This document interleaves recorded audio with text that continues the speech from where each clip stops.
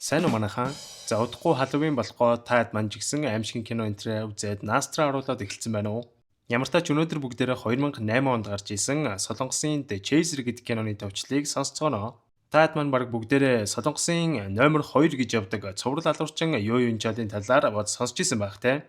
Хоройд хүнийг алсны дийлэх нь биеийн үнэлэгч эмгтээчүүд байсан. Өнөөдрийн кино маань энэ юу юнчаал гэдэг нөхрийн бодит амьдралаас сэдвлэн бүтээсэн их сонирхолтой кино байгаа. Тэгээд киноныхаа төгсгөлд энэ алуурчийн талаар ярилццгаая бүгдээрээ. Одоо харин кино руугаа орцгоё. Одоогоос 22 жилийн өмнө буюу 2003 он. Намрын сэрүүх өдрүүд эхэлж Сөүлийн хэдэн сая хүн бужигнан амьдрал үргэлжсээр л нэг бүсгүй утсаар ярьсаар нэг залууг машиндаа суулгаад энэ залуугийн гэрлүүн ирж байгаа дүрс харагданаа. Гэсэн ч тэр бүсгүй гарч ирэх болтой машин яг л сүүл барилсан газраа нилээ хэдэн сар болж тоос шороонд дарагджээ. Энэ хүнийг Жунхо гэх ба өмнө нь мөрдөн байцаагч байсан ч одоо биеийн үнэлэгчдийг зуучилдаг болсон. За ер нь хэлсэн ярьсандаач байдгүй биеийн үнэлэгч охтуудаа ч нэлээд ширүүх ханддаг. Ер нь тийм онцгой гараа. Нөхөр охтуудаа дуудлагаар энэ тэнд үйлчлүүлэгчт нь аваад өгөөд овоойдон цас хийдэгч тэгээл ууж идэхтэй хамгийн нүрчнэ.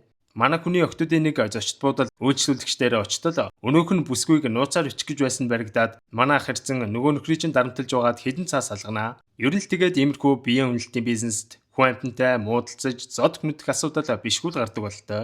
Жунхоод бас нэг асуудал гараад байгаа нь тэрний охтууд дуудлагаар яваад яг л агаар замхарсан мэт алга болчиход байна. Өмнө яг Мерсер охтууд ажиллаа хаяад ингээд явцдаг байсан юм байна л да. Тэгэхдээ энэ удаад өмнөхөөсөө тис өөр. Бараг охтуудынх нь дийлэх нь ор сурггүй алга болоод тахжээ. Энэ нэг л биш гэдгийг мөрдөн байцаагч байсан хүний хувьд гадарлаастай.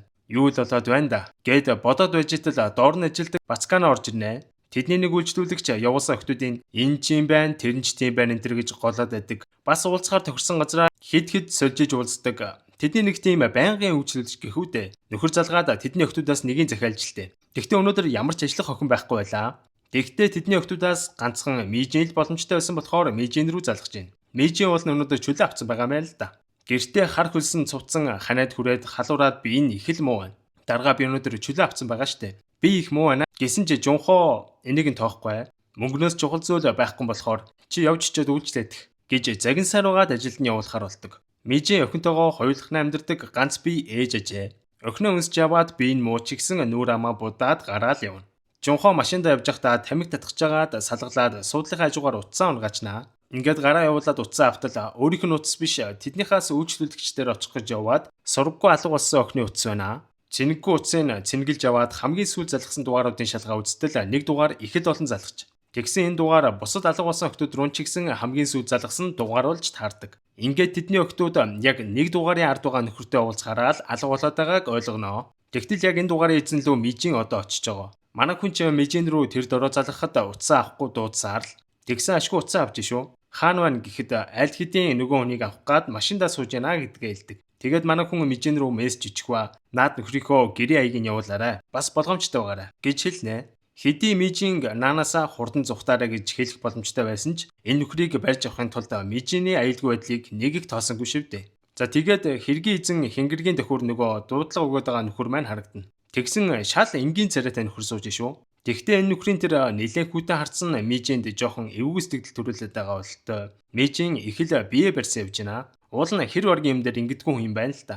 Сая хинтээ ирсэн. Энтэргээд асуугаад ахаар нь гүй манай өрөөний охин л байна. Энтэр гэж худлаа хэлнэ. Ингээд өнөг чинь чиглүүлэн явсаар нэлээд нарийнхан гудамжаар явсаар л байна. Явж нэг байшингийн урд ирэхэд Мижин боссынхоо хэлснээр явсан зам тэмдэг энтэргээд орчин тойрноо их л сайн цээжилсээр байлаа. За ингээд Мижин тэдний хашаа руу яваад уртал ер нь л нэг тийм эвгүй ямар ч гэрэл энтер байхгүй. Тэгснээ бүр саяхан газар ухсан болтой хүр зэнтер зогтсон нэг тийм эвгүй сэтгэл төрүүлж илаа. Тэгсэн чи ажил бол ажил шүү дээ гэж бодсоор тэднийх руу яваал орно. Мань залуу тэгсэн буудан дээрээ суугаад юм уух уу? Би чам жуус игээд өгье. Хоёулаа эхлэхээс өмнө чи шүршүрт орох юм уу? Цаан чи шүршүр байгаа. Гэт нэг тийм ээлдэг ч гэсэн хүүтэн өнгөөр хэлнэ. Бүсгүйч хэлснээр нь шүршүрт явж ороод босс руугаа хаягийг нүчиж эхэлнэ. Одооных шиг смартфон байхгүй болохоор товчлууртай утсаар бичгээр түг гэж чимээ гардаг да. Тэр чимээгээ сонсогдуулахгүйгээд цоргыг онгоолгоод усаа гоожууллаа. Тэгсэн тэр угаалгын өрөөнд нь сүлжээ сайн барьдгүй. Манай хүн утсаа өргөж үзсэн ч мессеж нь явдггүй шүү. Тэгэхээр н цонхыг онгоолгоод сүлжээ орж магадгээд цонхыг онгоолгоход тэнд битүү тоос уржээ. Яг л хүн гараад явчих магадгүйгээд бөглөсөн юм шиг. Мижинж гайхан тэр хавийг ер нь ажаад үзтэл нэг л бишээ. Тэгээд яг буугч идэл вайныхан тэнд эмэгтэй хүний цусвалсан үстэй хуух байж идэм да. Манай хүн бүр шоконд орж тэндээс хурдан гүн гарч зүхтмаар санагданаа. Гисэн хэдий ч айж байсан ч гэсэн өөрийгөө тавьшруулад гараад эвтэйг харгалж агаад эндээс зүхтах хэрэгтэй байна гэж бодлоо. Ер нь тэр нь ч дээр л дээ. За ингээд хэдий айжсэн ч аюулгүй тайван байгаа мэтэр гараад ирэхэд нөгөө нөхөрчөө буудан дээрээ ялхийтэл суусан хэвээрээ байна шүү. Машинда бэлгэвчээ орчихжээ. Авчаад ирээ. Гэд гарах гэтэл өнөөгч нь нэг сүрхий эргэж харснаа толгойд өгч шүү. За ашгүйдэ гэж дотроо одоод хаалган дээр нь очтол гарах хаалгыг нэг том түгжээгээр түгжсэн байх шүү. Орж ирэхэд нь уулын юм түгжээ байгаагүй штэ. За ингээд mijийн түгжээг 9 жороор оролдогч тэр байшинд энэ чимээн цуураад нь сонсогдсоор тэгсэн нөгөө залууч нь mijиний энэ үйлдэлийг бүр нэг багтааван хангасан байдалтайгаар инээ сонссоор сунаа. Энийг дүрсэлэгдэн манай ах mijин рүү залгасаар л тэгсэн сүлжээг болохоор mijиний утас холбогдохгүй. Аргаа бараад mijинийг авч явсан залуугийн өнөөх 48-85-аар төгссөн дугаарлуун залгахад энэ дугаар нь ч гэсэн холбогдох боломжгүй байна. За ингээд аргаа барахтаа хуучин хамт ажилладаг байсан мөрдөн байцаг шахруугаа ирээд алга болоод байгаа охтуудын талаар хэлэн нэг нөхөр тэр охтуудыг нь аваад алга болоод байгаа тухайд тайлбарлагч өнөөх нь хотын даргын сонгуулийн хамгаалалтанд гарсан юм манай хүнтэй мантай байлаа. Энэ үед дүрсэлэгдэн буцаад нөгөө байшин доторх үйл явдал гарнаа. Mijинийг доош нь харуулаад тавьсан хөл гарын бүр олсоор уяад ичжээ. Учиргүй илдэг байсан залуу харин хамаг хувцас шалталцсан баг жентер хийсэн бололтой цүнх барьсан аманда хээвнэг аялсаар ирж байна. Шүршүүрийн толгой угаадаг хэсэг дээр төмөр дэгээ өлгөж байгаагаас харахад энэ угаалгын өрөөг хүн тамлах тамлгааны газар болгон ашигладаг гэдг нь илт харагданаа. Тэгээд нөгөө цүнхээ онгойлгоход баахан хутаага заазуур алхантэр гээд хүн яргалахад зориулсан баг бүх багж байна. Тэгснэ mijиний гар хөл энтрийг нь бүр мэрэгжлийн хүн шиг сайн хөлсөн байгаагаас харахад нэлээд олон хүнийг яг энэ аргаараа хүнөөж байсан гэдэг нь тодорхой. Тэгснэ хэлж байна. Чи тэр том нүдтэй сүүжин гэдэг охиныг таньдаг байсан уу? Гэхэд mijийн уйлан толгойд охиноо. Сүүжин болохоор нөгөө гар утас нь суудалд ороос гарч ирдэг охин байна л да. Тэгснэ их тавнаар танаа тэр сүүжин чинь дуугаа байхгүй орилоод байхаар нь бүр хэлийг нь тасч юулээ гэж хэлнэ. За ингэж хэлээд нэг том алхаваад яргаллаа эхэлнэ. Тэгснэ албаар mijиний тархийг бяцсах гэж байгаа юм шиг савснаа шал цохиход асар их хайсан mijийн айн уйлсаар л энэ албаар хүнийг ингэж айлгаж кафе аваад байгаа байхгүй юм уу ярах чинь. Энэ нөхөрт их л аз жаргалтай байгаа бололтой.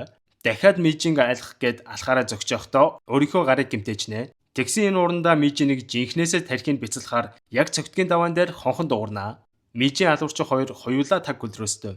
Mijин ч аврагчиж магадгүй гэсэн горилготой байхад харин алуурчин баригдчих үедээ гэсэн айцтай байгаа нь нүднээс нь харагданаа. Ингээд хашааны алган дээр яваа очтод настай хосуу зогсож гинөө. Тэгснэ өчи чи хинбэ? Пак ах өөрөө байна уу? Энтергээд асуунаа. Эндээс харахад энэ байшин энэ залуугийн байшин биш өөр настай хүмүүсийн байшин байжээ. Пак ах өөрөө хол явцсан. За баяртай. Гэт орох гэтэл нөгөө хоёр хөгшин чинь явах шинжгүй шүү. Тэгснэ нохоогоо үлдээгээд ийш тийш хамаагүй явдггүй хүмүүстэй энтергээд хоорондоо ярилцж байгааг нь сонсоод гай болж магадгүй юм шиг байна гэж бодон буцаж очиод за парк ах хоёр давхар дундж байгаа та хоёр ороод уулзал та гэд оруулнаа. Тэгэл дөнгөж байшин руу нь хаалахаар орвоогүй юу нөгөө алхаа барьж ирээд хоёуланг нь нам цогч унгаагаад цогцыг нь арын өрөөндөө нуuna. Хоёр хөгшний унжирсан машиныг нь өөр газар аваачиж тавихгүй бол хүн амтны анхаарал татчиж магадгээд түлхүүрийг нь авч гараад нарийнхан гудамжаар явж итэл өсдгөн үлийн даваан дэр гэдэг шиг Жунхогийн машинтай санаандгүй мөргөлдөчнөө. Mijинээс сураг тасарсны дараа Жунхо ямар тааж сүлд очсон газар нэгээд энэ хавьд ирсэн энэ тэндгүүл mijинийг хайгаад явжсэн энэ байжээ. Жунхоч бууж ирээд ёо яадаг бацаан бэ? Чи замаа арж яваач энэ гэхэд өнөөхөн ч уучлалтгүйгээд би гялс явчих тхүүл гэж авж байна. Жунхоч дургуун хүрээд явж чод чиний буруу үстэй энэ гэд ярьж байхдаа мань хүний цамцсан дээр цусны толб байгааг анзаарнаа. Цагдаа байсан болохоор ерөн л сэжигтэй санагдаад чи өмнөлгөө үзүүлээ. Утасны дугаар энтрөө гэхэд өнөөх нь би яаралтай явж ийн гэдэг юм биш үү гэд урах гэж оролцсон ч ард нь баах машин ирээд замыг хаацсан байна.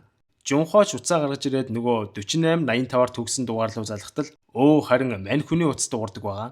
За ингээд хэргийн эзнийг олоодохлоо. Тэгсэн мань алуурчин гялс машинаас буугаад зүхтнаа. Залуу юм гисэндээ овоо хурдан гүйж шүү.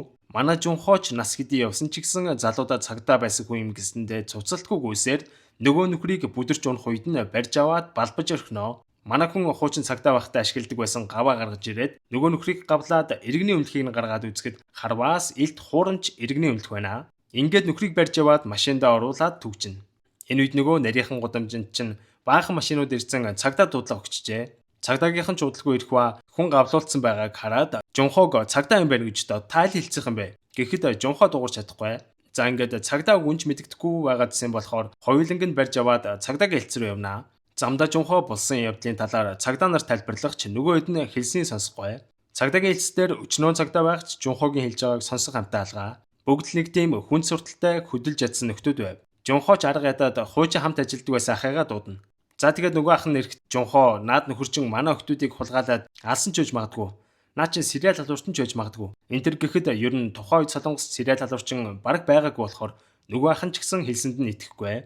Тэгсэн нөгөө залууч нь харин тийм ээ би тэр охтуудыг алсан үнэн гэж авт юм да. Цагдаа нар бүр шок. За тэгээд мэдүүлэг автал бүр ярьж өгч шүү. За би энэ ахын 9 биеийн үнэлэгчээс гадна дахиад 3 за өөр чин 6-7 хөгшнийг ч аллуу яалаа. Энэ тэргээд бүр тоолж өгч гинөө. Ихэвчлэн алах. За тэгэл хай чин тэргээд гэрте байгаа багжуудаар л алчдээ штт. Энэ тэргээд бүр эрүүл үгүй нь мэддэхгүй юм яриад эхлэв. За одоо л цагдаа нар илүү сериосны болж цагдаагийн дарга энэ нэрсэн нөхрөөс мэдүүлгийг нь авнаа. Тэгсэн ядж хахад эмэгтэй мөрдөн байцаагч мэдүүлэг авах үеэр нөгөөгчин эмэгтэй хүн болохоор нь их л дооглонгуу доромжилсан аястай мэдүүлэг өгж гинөө. Тэгснээ өөр болоогүй бүр өдөж хоргоосон янзтай юмнууд ч яриад унна. Би танаа хамгийн том даргатай л ярилцсан. Та нар шиг юмнуудад юугаа ярьдیں۔ Эдэргээд их томорж гинөө. Тэгэд ялчгүй дарга нь уулзтал нөгөөгчин би тийм хэрэг хийлүү яла сандгүй. Энтергээд мэдүүлгээ өөрчлөөд эхэлнэ. Бүр доромжлоод байгаа мó хаашаа. Ялтчгүй хуулийн дагуу нөгөө алуурчин дээр чин улсын өмгөөлөгч ирж уулзнаа. Тэгсэн өмгөөлөгч харснаа нөгөөгчин энэ цагтаа нар чинь намайг өдөр шөнөгүй зодоод хүчээр юм хэлвсэн. Би хүн алаагүй. Энтергээд бүр мэлзээд уннаа. За ингээд мань хүний цамцсан дээрх цус Жунхоогийн хэлсэн 48-85-аар төгссөн дугаараас өөр нотлох баримтгүй цагдаа нар энэ нөхрийг хуулийн дагуу 24 цаг л барьж саатуулах хэрэгтэй байна. Ингээд энэ хугацаанд мань алуурчныг гэрийн хашаа ойролцоо байдаг уул энтрийг асар олон цагдаа нар самнаж эхэлдэг. Аллах хийсэн нөхрийн хажууд Жунхооч яхав тэгсгээд судалдагчнаа. Мань хүн судлагдж гарангуутаал шууд баримт цуглуулахаар өөрт нь ажилдаг байсан охтууд дээр очиж тэр нөхөртөө холбоотой мэдээллүүдийг цуглуулж эхэлнэ. Тэгсэн тэдэд ажилдаг байсан нэг бүсгүй хэлж байна. Би нэг тийм даруухан байрын залуу дээр очиж үйлчилсэн. Тэгсэн дараа нь янз бүрийн занал хийсэн мессеж явуулаад янз бүрийн зураг энэ явуулаад байсан. Тухайн үед ямар гаж амтан бэ гэж бодоод дугаарыг блоклаа хийсэн. Яг царай төрх нь бол сайн сандгүй гэж хэлнэ. Гэсэн ч ах гар хоосонгүй. Мань алуурчинтай хамт өмнө хоригдчихсэн хоригдлын хаягийг нь аваатглаа. Ах чаягаар нь явж чод хамт хоригдчихсэн нөхрийг дарамтлахад тэр хоёр шоронгоос гараад хамт нэг христийн сүмд барилгын ажил хийж исэн гэдгээ хэлдэг. Яг энэ үед нөгөө байшинд мижийн бүсгүй байсаар л байлаа. Нэлээд хэдэн цаг ухаан алдсан байж байгаа сэрсэн тэрээр нөгөө залууг байхгүйг мэдээд хажууд нь байсан пилтаны хагархаагаар олсоо эвтэйхэн зүссээр байгаад өөрийгөө судлаж чаднаа. Тэгээд байшингийн арын цонхыг нь хагалж гарахдаа газарт их хүчтэй унчнаа. Энэ үед тэр байшингийн жинхэнэ эцэстийн цогцос ил гарсан байхыг анзаардаг. Цусандаа будагдсан мижийн тэднийхээс гараад аврал эрен орилгоч тэр хавьд гудамжинд хүн байсангүй. Манай бүсгүй замд нь таарсан нэг дэлгүүр рүү ороход дэлгүүрийн эзэн бүсгүй арын өрөөндөө оруулж тавьшруулнаа. Ингээд дэлгүүрийн эзний утсаар Жунхоо руу залгахч өнөөх нь утсыг авсангүй. 24 цаг хэдийн өнгөрч цагдаа нар шөнжөнгөө ажилласан ч ямар ч нотлох баримт олж чадаагүй болохоор нөгөөх алуурчны чинь судлахаар болно. Мань нөхөр судлагдаад шууд хэргийн газар руу явна гэдгийг мэдчихсэн цагдаа нар мань хүнийг тагнуулахаар нэг цагдаагаа явуулж байна. Ингээд мань алуурчин байшин руу буцах замаараа тамхин дууссан байсан болохоор мижиний орсон хүнсний дэлгүүр рүү гай болоод ороод ирнэ. Миний хөө наад нүүр амчи яагавэ. Зүгээр үү? Гэхэд үгүй харин замд нэг эргүү юм дайраад гэж хариулчаад тамхи аваад яг гардгийн даваан дээр дэлгүүрийн ихч гай болж манай ард ч гэсэн нэг бүсгүй байгаа. Бас нэг галзуу амтан дайрсан гэсэн. Манай энэ хавьч одоо юу л болоод байна да? Гэд илүү үгэлнэ. Энийг сонссон алуурчин нээх муухай яозгүй нээснэ дэлгүүрийн хаалгыг дотроос нь түгжиж байна.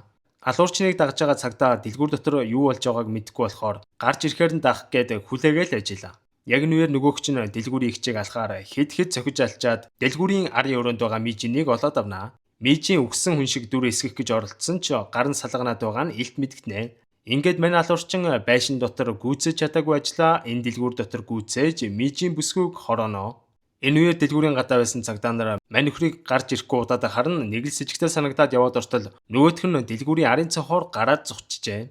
Ингээд цагдаа сэргийлэхийн нэмэлт хүч очиж байх үеэр Жунхооч цагдаа нар нэг тийшээ яралтай байж байгааг хараад яваад очтол ер нь юу болсон ойлгомжтой байна. Тэнд байсан хүмүүс хайр охин юу болчих нь вэ энтер гэдэг ярианаас мижийн энд байсан байна гэдгийг гадарлнаа. Хамт ажиллаж исэн нөгөө хасаа мижинийг яасан бэ зүгээр үү? Гэхэд мань ах юм дуурахгүйгээс харахад мижийн алуулчихсан гэдг нь ойлгомжтой байна.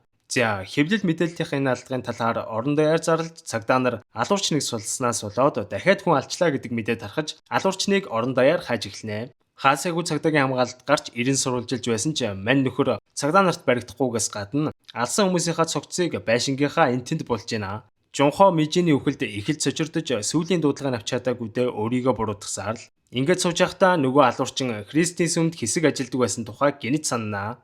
Яг энэ үедээ цагдаа нараас өрсөж мань нөхрийг олж ална гэж шийднэ. Мань алуурчингийн хүмүүсийг алахдаа ашигладаг алхаар нь өөрийг нь ална гэж андгаалаад алуурчныхтай адилхан алах хүртэл бэлджээ.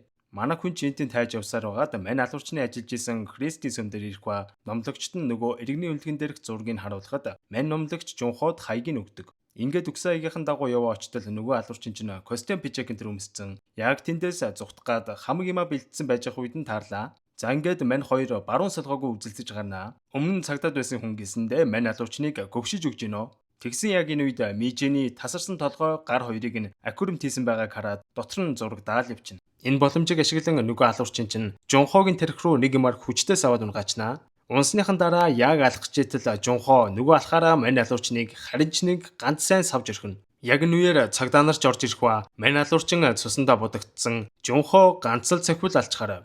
Гисэн ч Жунхоогийн анхаарлыг сарниулж агаад алуурчнаас салгаж чаднаа. Цагдаа нар тэр оройноо мань алуурчны гэрийн хашаанаас өчнөө эмэгтэйчүүдийн цогцыг ухаж гаргаж ирэх өгөөд эдгээр эмэгтэйчүүд дийлэх нь бие үнэлэгч байсан болохоор ар гэр хар чандхангүй байсан эдгээр хүмүүсийн гомдол одоо л тайлагдж байна уу гэлтэй. Энэ Жунхоо эмнэлэгт Мижиний ганц охины хажууд сууж байх ба ээжийг нь аврах боломж байсан ч аварч чадаагүйдээ ихэд харамсан гашуудж байх ба цонхоор Сөүл хотын амьдрал яг л үргэлжилдгээрээ үргэлжилсээр. За энэ кино маань та хэдэд таалагдсан байх гэж бодож байна. Та хэдийн маань дийлэх нь энэ алуурчны талаар энэ тэндээс зөндөө сонсч ирсэн байх, зарим нь бол бүр маш сайн мэдж байгаа бах л да. Тэгэхдээ бас мэдгүй хүмүүс байж магадгүй гэж дод энэ кинон дээр гараад байгаа энэ алуурчны талаар бас жоох мэдээлэл хүргэе гэж бодлоо. Энэ Ю Ёнгчол гэх нөхөр 1970 онд төрсэн одоо 55 настай. Мань хүн ер нь дунд сургуульд байхасаа л урлагийн сургуульд орохыг мөрөөддөг байсан ч color blind гэж ярьдэн шүү дээ тийм. Өнг ялгах чадвар муутай байсан болохоор хүссэн сургуульд орж таагүй юм лээ. За тэгээд имэн ер нь багаас нь л гай болсон амтан энтер гэж их хараан зүг гадуурхалтын дунд хүүхэд насаа өнгөрөөсөн байлээ. За тэгээд мань хүн 1992 онд 22 наснда нэг бүсгүйтэй гэрлэж нэг хүүхэдтэй болсон хэдий ч энэ үедээ гэмт хэрэг хийсээр л байсан. Хүн алж эхлэхээс өмнө хулгай зэлгээ, хүчин энтергээд олон хэрэг хийж исэн. За тэгээд нийтдээ бол 7 жил шорон цуцсан байсан байлээ. За тэгээд нөхөр 2003 оны 11 сараас эхлээд Сөүлийн баячуудын дүүргүүдээр яваад мөнгөтэй баян өхчүүдийн гэрлөө ороод настангуудыг алхаар цохиж зэрэлгээр алж эхэлсэн. Тэгсэн мөртлөө гэрээс нь мөнгө төгрөг үн тэтэлгээд юу гэж авдаггүй. Аллах гэсэн гол шалтгаан нь бол зөвхөн баячуудыг үзэн ядах. Тэгээ баячууд дундаа яг өөртөө тэмцэлдэж чадахгүй ийм настай хүмүүсийг онилдог тийм хөгийн зантай нөхөр байсан байгаа. За тэгээд тэр гэрээс нь юу ч авдаггүй байдал нь мөрдөн байцаагчдын толгойг бол их эргүүлдэг байсан байгаа. За ингээд нөхөр хит хитэ айлаар орж настангуудыг алсны дараагаар Солонгосын цагдаа нар энэ бол цуврал алга байна гэд их эрчимтэйгээр мөшгөж эхэлсэн юм байлээ. За ингээд нэг камерын бичлэгт алхаад явж байгааг нь араас нь авсан ганц баримтал цагдаа нар олж авсан юм байлээ. Тэгээд энэ баримтыг нь дэлгэхэд нөхөр хэсэгтээ алгаа ихгүй байжгаад удалгүй биеийн үнэлэгч бүсгүйчүүдийг гэртээ дуудаж агаад яг энэ кинон дээр гардаг шигээ зэрлэгээр тамалж алдаг байсан. Ингээд 2004 оны 7 сард мань хүн цагдаа нарт баригдаж хэрэгээ үлээсэн. Тэгтээ зөвүүнгаар татдаг өвчтөй энтер гэж аргалж агаад гаваа тайлуулж агаад бүр Сөүл хотын цагдаагийн төв газрын байрнаас зүхтаж оргосон байгаа юм да. Ингээд амар алуурчныг алдсан гэд цагдаа нар чинь буу юм болж Сөүлийг самж 2 хоногийн дараа мань нөхрийг бол барьж авсан. Юу ч нийт 20 хүнийг алсан нь бол тогтоогдсон. Тэгтээ мань хүн өөрөө болохоор их тийм нарциссист бие тооцсон өнгөрөө нөхөр байсан болохоор бараг 30 гаруй хүнийг алсан гэж мэдүүлэг өгсөн байлээ. Одоо Гочаан хотын чанга тэглэмтэй шоронд хоригдсаар байгаа ам бүхтэй дурак байгаа. За тэгээд Юэнчолыг бол Солонгосын номер 2 цуврал алуурчин гэж яриад байгаа шалтгаан нөгөө Хвасооны хэрэг гэдэг нь шүү дээ тийм. Нэг Canon Memories of Murder гэдэг. Тэр нөхөр болохоор Солонгосыг жинхэнэ бужигнуулж исэн алуурчин гэдэг утгаараа номер 1 гэж бас явдаг юм байлээ. За тэгээд өмнөх кинон дээр иймэрхүү dark юм ярьж байгаагүй болохоор зарим үзэгчд маань жоохон хүнд байсан байж магадгүй. Ямар ч тач энэ хүртэл сонссон та бүхэндээ маш их баярлалаа. Тэгээд subscribe дараагүй хүмүүс байвал subscribe дараад өгөөрэй. За дараагийн бичлэгээр уулзцгаая. Bye bye.